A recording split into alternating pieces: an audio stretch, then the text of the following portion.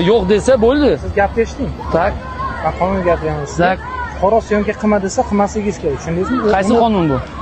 Uni fuqarolik huquqi, tushundingizmi? Qanaqa qaror? Menga ayting. Fuqarolik huquqi deyapman. Bu общественное место.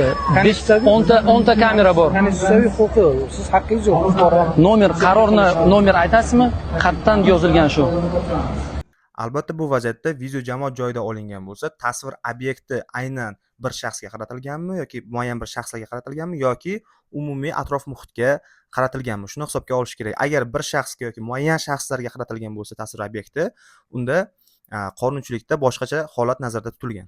Ma'muriy javobgarlik to'g'risidagi kodeksning 46 belgili 2-moddasiga ko'ra, quyidagi harakatlarni qonunga xilof tarzda amalga oshirganlik uchun javobgarlik belgilangan. Endi savol tug'ilishi mumkin. Bu harakatlarni qonuniy amalga oshirish tartibi qanday va ushbu vakolat kimga tegishli? Shaxsga doir ma'lumotlarga sodda qilib ta'rif beradigan bo'lsak, shaxsga doir ma'lumotlar shaxsni tanib olishga yordam beradigan har qanday axborot hisoblanadi. Endi yuqoridagi savolga keladigan bo'lsak, shaxsga doir ma'lumotlar to'g'risidagi qonunning 9-moddasiga ko'ra, shaxsga doir ma'lumotlarga ishlov berish ishtirokchilari subyekt va operator deyilgan. Bundan tashqari, 3-shaxs, mulkdor va qonuniy vakil ham ishtirokchi bo'lishi mumkin. Subyekt kim, operator kim? Subyekt bu shaxsga doir ma'lumotlar o'ziga tegishli bo'lgan jismoniy shaxs. Operator shaxsga doir ma'lumotlarga ishlov berishi mumkin bo'lgan davlat organi, jismoniy yoki yuridik shaxs. Shaxsga doir ma'lumotlarga ishlov berish deganda nima tushuniladi? Shaxsga doir ma'lumotlarga ishlov berish deganda quyidagi harakatlarni amalga oshirish tushuniladi.